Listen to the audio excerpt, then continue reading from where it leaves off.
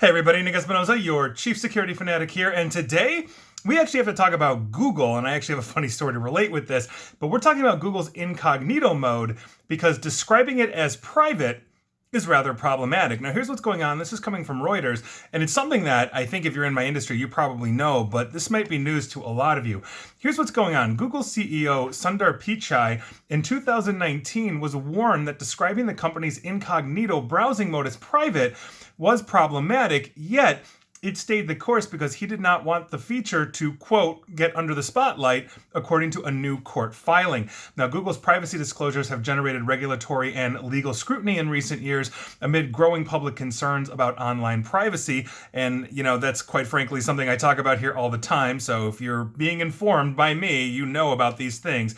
Now, users last June alleged in a lawsuit that Google unlawfully tracked their internet use when they were browsing in incognito mode in the Chrome browser. That's either on the phone or on your computer.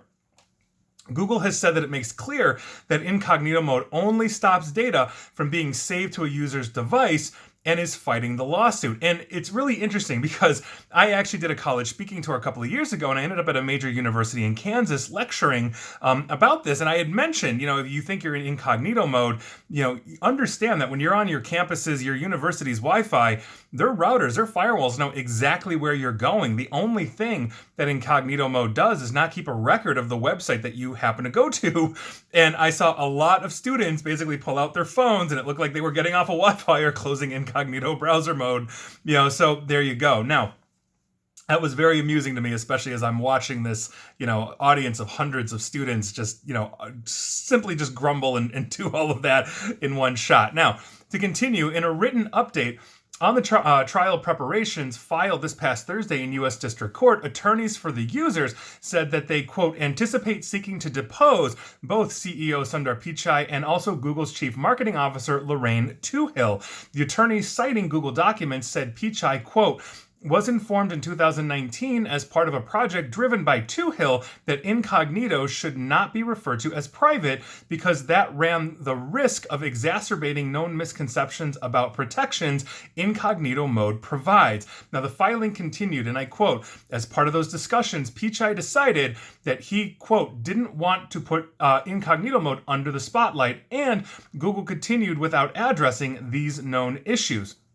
Last month, plaintiffs deposed Google Vice President Brian Rakowski, described in the filing as the quote-unquote father of incognito mode. He testified, though, that Google states incognito mode enables browsing privately, quote-unquote privately, what users expect, quote, may not match up with reality, and that's according to the plaintiff's write-up. Now, Google's attorneys obviously are rejecting this summary, writing that Rakowski also said terms including, quote, private, anonymous, and invisible with proper context, quote, can be super helpful in explaining incognito. And the reason why I'm bringing this up is because, quite frankly, I think it's important that in the age of privacy, if something says it's being marked private and it's allowing you to go out there, understand that even though you don't, let's say, go to your browsing history and have a record that you've actually been to that website, essentially your router is logging it as it's pointing you wherever it's going. I don't care if it's a cheap router or a new router, whatever that is. Your internet service provider understands that. And so if you actually want to be private and use an incognito mode, you actually have to use things like VPNs. That way, anything that's logging where you're going, where your traffic is going, like a router, a firewall, your internet service provider, the only thing they're going to see is the VPN traffic. That also makes getting a VPN very important, or getting the right VPN, a private VPN, very important, because now the VPN provider is basically seeing where you're going as well. And some of them out there offer, very deep privacy out of places like Switzerland. Some of them claim to be third-party audited that don't have logging. So in other words, they don't know where you're going because they don't keep logs. They turn those off. So we'll see what happens with this, but I think Google's going to be taken to task for this. And by virtue of this, if they lose this lawsuit, I predict not only will Google have to pay, obviously it's a lawsuit, but they may be ordered to actually change incognito mode so they can't track you.